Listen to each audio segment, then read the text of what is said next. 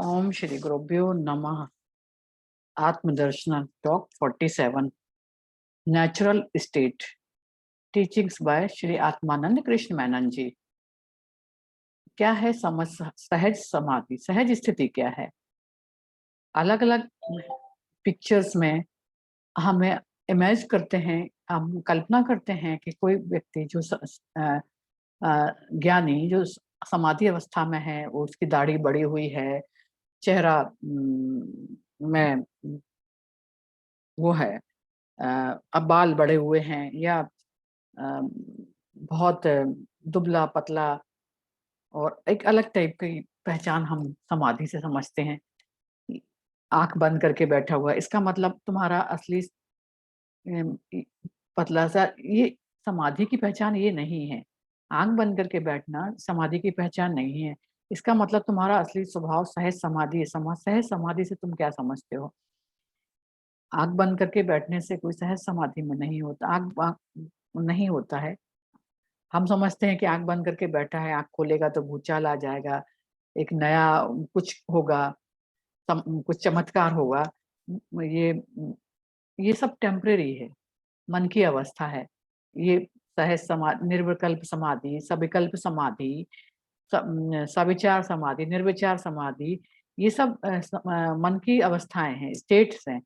सहज समाधि का मतलब इनसे नहीं है। जो आती है और जाती है वो समाधि सहज समाधि नहीं है। वो आती जाती स्टेट है, मन की अवस्था है। तुम अपने आप को शांत रहने पे, अपने आप को पीस में रहने पर विचार करो। बाकी सब कुछ टेम्परेरी है। जिसे हम समाधि समझते हैं वो टेम्परेरी है।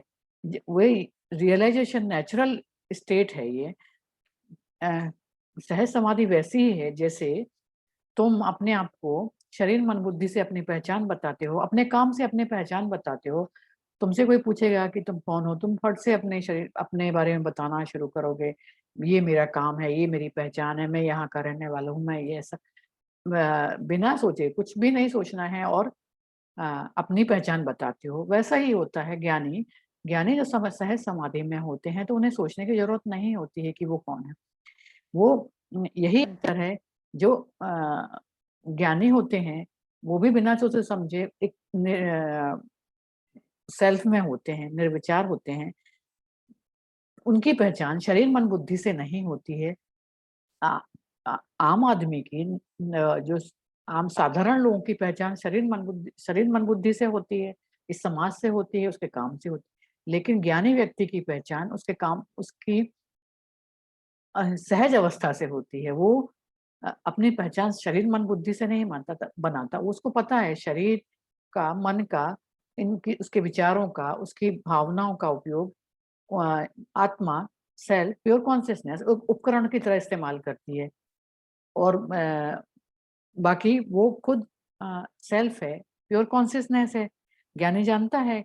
इस समझ के साथ जब रहता है, संसार के साथ व्यवहार करता है, तो वो नेचुरल स्टेट में होता है, सहज अवस्था में होता है। उसको ये याद करने की आवश्यकता नहीं होती है कि वो क्या है, वो कौन है। अ, उस ये जरूरी नहीं है कि हमारा ड्रेस कैसा हो, जरूरी नहीं है कि हमारी बॉडी का शेप कैसा हो, तभी पता चले कि हम समाधि में हैं। इसके लिए ज्ञानी को पता होता है कि वो, उसका शरीर, उसका मन, उसके विचार, उसकी फीलिंग्स, उसकी भावनाएं, ये इसका जो एक्सप्रेशन है वो उपकरण है प्योर कॉन्शियसनेस का।